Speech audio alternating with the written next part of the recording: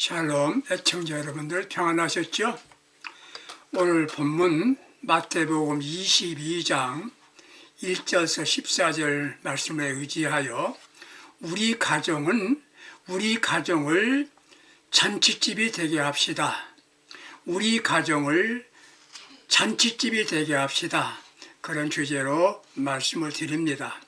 어느 종교는 생로병사에서 시작되었다고 합니다. 기독교는 잔치집에서 시작되었습니다. 예수님께서 처음 가셔서 기적으로 문제를 해결해 주신 곳이 가나 혼인집이었습니다. 죄인이 회개하고 돌아오는 장면도 잔치집으로 비유했습니다. 누가복음 15장 12절에서 32절까지지요. 온 세상이 마지막 날 주님을 만날 때 공중혼연잔치에서 만난다고 하였습니다. 마태복음 25장 1절에서 13절이지요. 우리는 천국 가려고 예수 믿지요. 영원한 천국에 가기 전에 내가 살고 있는 지상의 가정도 천국이어야만 합니다. 이같이 그리스도인들이 있는 곳은 천국 같은 잔치집이어야만 합니다. 애청자 여러분들, 지금 여러분이 거하는 가정이 천국입니까? 이제부터 여러분의 가정이 천국이 되기를 바랍니다. 그레이라고 하는 사람이 있습니다. E.M. 그레이라는 사람이 그가 쓴 성공의 공통분멸한 책에서 성공한 사람들의 생애를 연구했는데 성공한 사람들의 공통점이 이러했습니다. 하나는 열심히 일했다는 것이지요. 일하는 것을 즐겼습니다. 두 번째는 인간 힘으로 안 되는 것은 주님께 맡겼다는 것입니다. 세 번째는 하나같이 인간관계를 잘 맺고 살았습니다. 누구는 좋고 누구는 싫다가 아니었어요. 누구나 다 사람을 좋아하며 살았다는 것이지요. 네 번째는 더 중요한 것, 소중한 것은 먼저 하는 습관을 가졌습니다. 우선순위가 분명했단 말이지요. 얼마나 버느냐 못 버느냐가 아니라 얼마나 소중한가 여기에 관심을 가졌다는 것입니다. 사랑하는 여러분들, 우리는 소중한 일이면 싫어하는 일도 기꺼이 할 수 있어야 합니다. 왜 일합니까? 분명한 목적이 있어서 말하는 일이 있습니다. 소중한 일을 먼저 해야 되지요? 이 세상 사람들 중에 95%의 사람들은 한 번도 자기의 생애에 있어서 비전과 분명한 목표를 정한 일이 없었다는 것입니다. 5%의 사람들만 자기의 생애의 비전을 분명히 알고 있더라는 것입니다. 그들의 성공자가 되더라는 것이에요. 사랑하는 애청자 여러분들, 우리는 마치 전쟁터에 나가는 것과 같습니다. 세상을 보세요. 치열한 경쟁을 합니다. 죽느냐 사느냐입니다. 그런데 우리의 가정을, 우리의 삶의 현장을 잔치집으로 만들어야 되겠습니다. 잔치집은 어떤 곳입니까? 첫 번째, 기쁨이 있습니다. 기쁨이 있어요. 누가 잔치집에서 울고 불고 탄식하는 것 보았습니까? 노래하고 좋아서 춤추는 곳이 잔치집입니다. 잔치집엔 평안합니다. 잔치집에는 웃음소리가 납니다. 노래하고 춤을 춥니다. 성도 여러분들 가정이 기쁨에 넘쳐야 되겠습니다. 애청자 여러분들 행복하시기 원하십니까? 행복은 환경 문제가 아닙니다. 마음에 기쁨이 있느냐 없느냐, 그것이 행복을 좌우하는 것이에요. 비관적인 삶의 철학을 낙천적인 기질로 바꿔야 합니다. 페니 크루즈비라는 사람 여러분 들어보셨죠? 페니 크루즈비 여사는 출생 6주 만에 의사의 잘못된 치료로 인하여서 시력을 잃고 95세까지 잘 살았습니다. 그녀는 마녀편의 찬송가를 지었습니다. 그녀가 1세 때, 그녀가 1살 때 그를 지극히 사랑하던 아버지가 세상을 떠났습니다. 생활 현장에서 할머니는 선생님이며 친구였습니다. 손과 발이 되어주셨습니다. 그런 할머니가 11살 때, 크루즈비 여사가 11살 때 별세합니다. 그는 가난과 슬픔에 버려진 불행한 아이였습니다. 그는 어린 나이에 주 안에서 항상 기뻐하라, 주 안에서 항상 기뻐하라 이 말씀대로 살기로 결심했답니다. 그로즈비가 92세 생일을 맞이하여 이 세상에서 나보다 더 행복한 사람이 있으면 나에게 데려오라, 나는 그와 악수하고 싶다, 이렇게 말했다는 것입니다. 명랑하게 말했답니다. 그녀를 만난 모든 사람들은 그에게서 큰 은혜를 받게 됩니다. 그녀의 환경은 초상집 같은 환경이었지만 삶은 잔치집으로 살았다는 것이에요. 사랑하는 여러분들, 우리의 삶의 현장은 녹록지 않습니다. 그럼에도 확신할 것은 나를 사랑하시는 주님이 나와 함께 하신다, 우리 주님이 나와 함께 하신다, 확신을 가져야 됩니다. 전능하신 하나님 우리 아버지가 나를 도와주십니다. 이것을 확신하고 항상 기쁘고 기쁘던 나의 삶을 살아갈 수 있기를 축복합니다. 문제가 있습니다. 그건 문제가 있으면 주께 맡기면 됩니다. 맡기는 것이 믿음이에요. 그리고 기쁘게 살아가십시다. 아프리카에는 물이 없는 강이 많답니다. 물이 없는데 어떻게 강입니까? 강이 아니지요. 강에는 물이 있어야 하듯이 성도의 마음속에는 뭐가 있어야 됩니까? 기쁨이 있어야 합니다. 그게 신앙인의 마음인 것입니다. 가정에 기쁨이 있어야 예수 믿는 가정이 되는 겁니다. 물이 없으니 메마르지요. 정서가 메마릅니다. 비스키 필은 일주일의 생활을 이렇게 표현했습니다. 행복한 월요일, 월요일은 행복하게, 복된 화요일, 즐거운 수요일, 유쾌한 목요일, 좋은 금요일, 영광스러운 토요일, 하늘의 기쁨이 넘치는 일요일. 얼마나 멋있습니까? 이렇게 대한다고 날마다 말했는데 이것을 기억하고 실행해야 하겠습니다. 다시 말씀드릴까요? 행복한 월요일, 복된 화요일, 즐거운 수요일, 유쾌한 목요일, 좋은 금요일, 영광스러운 토요일, 하늘의 기쁨이 넘치는 일요일, 주일이 되어야 한다는 말을 했는데 이것을 기억하고 실행하시길 바랍니다. 돈이 많아서 행복한 게 아닙니다. 음식 먹을 수 있는 건강이 있다는 게 기쁨이고 행복이 아니겠습니까? 하나님께서 우리에게 충분한 행복의 조건을 주셨습니다. 우리가 행복하게 살지 못하기에 문제인 겁니다. 소유에서 행복 찾으려 하기 때문에 인생이 힘들게 되는 것이지요. 기쁨은 마음에서 찾아야 합니다. 우리는 무엇 때문에 기쁨으로 살 수 있을까요? 많은 사람 가운데서 부름을 입고 구원받았지 않습니까? 하나님의 자녀가 되었으니 기쁘지요. 자녀의 권세권을 갖고 있는 것이에요. 보호권, 사랑받는 사랑권, 그리고 천국권, 천국 가는 자격, 기뻐할 수밖에 없지요. 우리는 무엇 때문에 기뻐합니까? 주님께서 나를 사용하시니 기쁘게 살 수 있는 것입니다. 애청자 여러분 가운데 혹 교회에서 직분 받은 분이 계십니까? 이는 감투나 직분은 감투나 계급이 아닙니다. 하나님께서 사용하신다는 증거로 주신 겁니다. 그것만으로도 참으로 값진 삶을 살고 있는 겁니다. 그러니까 기뻐하면서 살아야 합니다.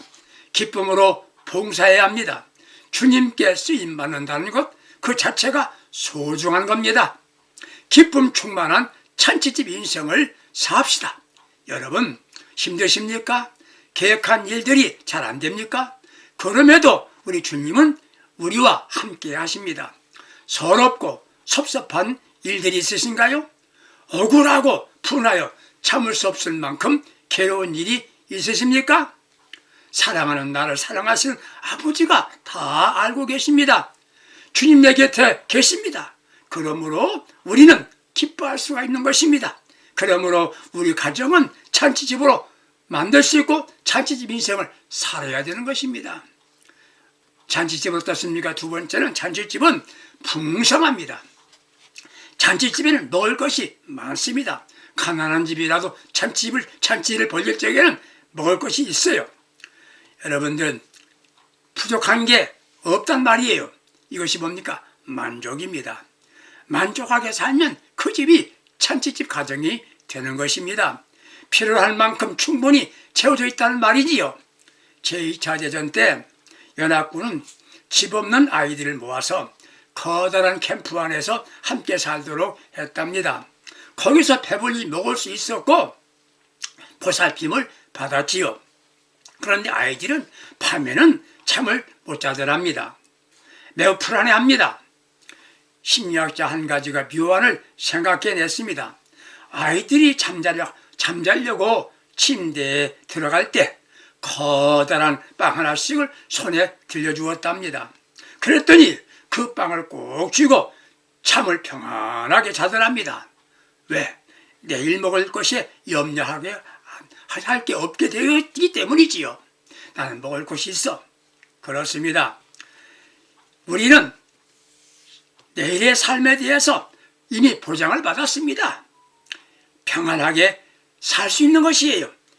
풍성한 것이 되어 있습니다. 모자란 것이 없습니다. 잔치집 인생은 참 풍성합니다.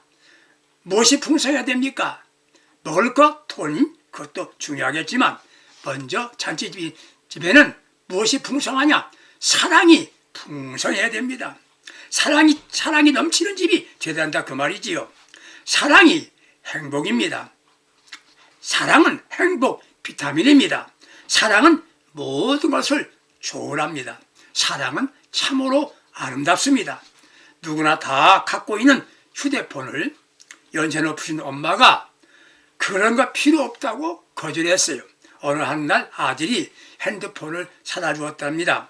그랬더니 문자 메시지 쓰는 것을 딸에게 배웠어요. 직장에 간 남편에게 아빠에게 문자를 보냈습니다. 여보 사랑해. 이 문자를 보냈는데 남편 제니가 돌아와서 여보 이게 뭐야? 여보 사망해. 이렇게 썼던 것이에요. 그래도 그 남편은 너무너무 좋아하더라는 것입니다. 말만 들어도 좋은 것이 사랑입니다. 내가 당신을 사랑해. 한번 해보세요. 가족끼리 사랑해요. 말해보세요. 그 가정은 바로 풍성한 가족이 되는 것입니다. 사랑은 마음에서부터 시작됩니다. 그러나 그 사랑이 표현되어야 사랑인 것입니다. 사랑은 서로 사랑입니다. 어떻게 사랑합니까? 무조건 칭찬하세요. 칭찬하세요. 불평이나 비난하는 말은 절대 금하고 무슨 말 하든지 먼저 칭찬해 보십시오.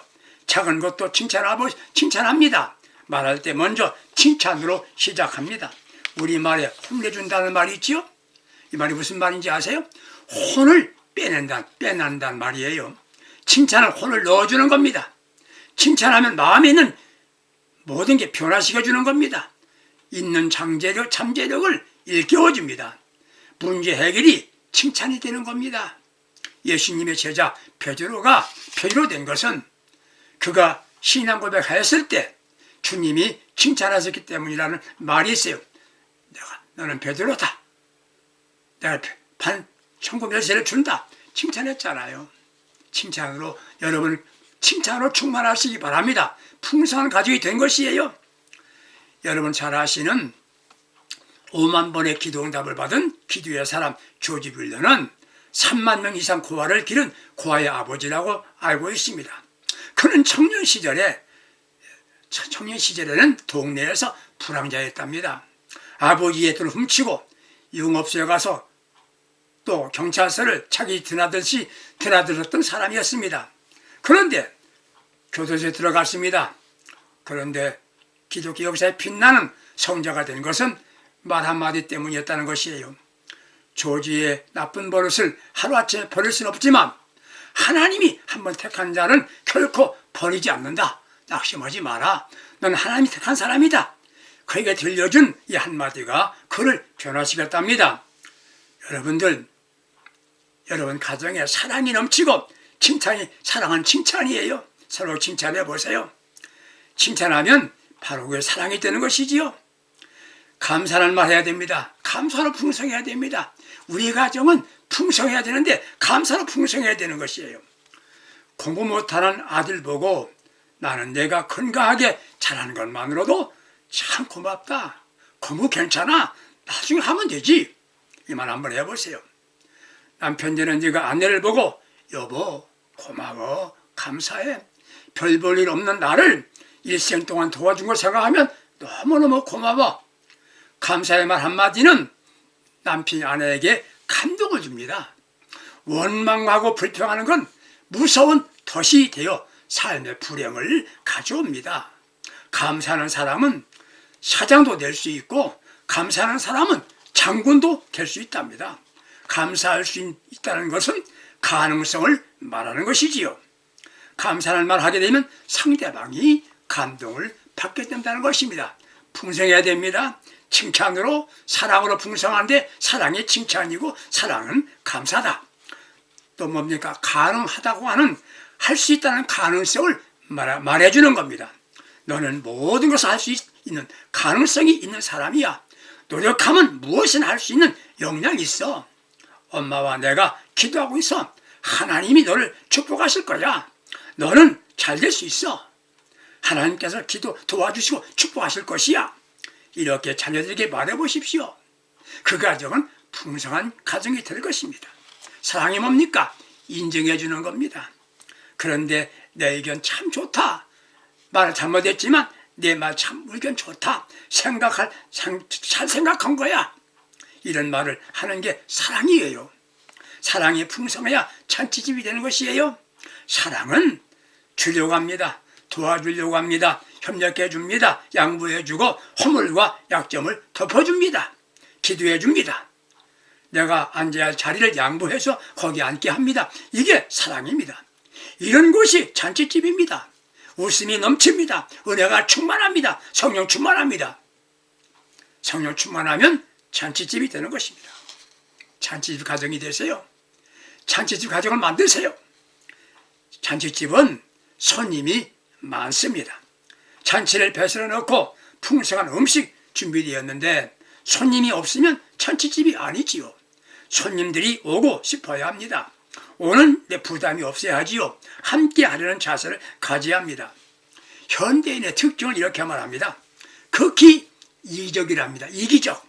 내게 무슨 이익이 있나? 그 먼저 생각하지요. 계산이 빠릅니다. 자기에게 유익이 없으면 아무리 좋은 말 해도 무관심이지요. 현대인들은 흥미위주의입니다. 재미있어야 합니다. 흥미 없으면 버리지요. 구경꾼이 심리가 구경하니까 좋더라 그래야 되는 것이에요. 가정도 흥미가 있어야 되고요. 가정도 서로 좋아야 됩니다. 현대인의 특징 세 가지는 세 번째는 유행을 따릅니다. 다른 이가 좋다고 한다면 즉시 따라하지요. 유익, 흥미, 또 취미, 추종이지요. 현대에서 우리가 사는 가정은 잔치집으로 만들어야 됩니다. 이것이 예수 잘 믿는 신앙이 되는 것입니다. 잔치집의 기쁨을 함께 나눌 수 있어야 잔치집이 되는 것이지요. 사랑하는 애청자 여러분들, 우리의 삶의 현장이 잔치집인가요? 이제부터 오늘부터 내가 있는 우리 가정은 잔치집으로 만들고 나 자신이 잔치집 인생을 살아야 되겠다 다짐하시기를 바랍니다. 인생은 그리 길지 않습니다. 내가 스스로 잔치집을 만들고 기쁨과 평안한 마음으로 서로 섬기는 잔치집을 만듭시다. 기쁨이 넘치는 삶은 예수님을 주님으로 모시고 순간마다 성령으로 충만하고 사랑과 소망이 풍성해야 합니다. 뜨겁게 사랑하고 살아가기에도 시간이 부족합니다. 사랑의 언어로 환경을 바꿉시다. 기뻐하고 풍성한 삶을 살아가는 잔치집의 삶을 사는 축복된 가정이 될 수 있기를 예수님의 이름으로 축복합니다. 기도하겠습니다. 세상은 힘들고 어렵습니다. 그러나 우리 가정은 주님이 계시고 사랑하고 풍성하게 살아가는 잔치집 가정이 되기를 소망합니다. 나 자신이 잔치집 주인공이 되기 위해 될 수 있도록 은혜를 주시옵소서. 예수님의 이름으로 기도합니다. 아멘. 감사합니다. 잔치집 가정 만드시기를 축복합니다.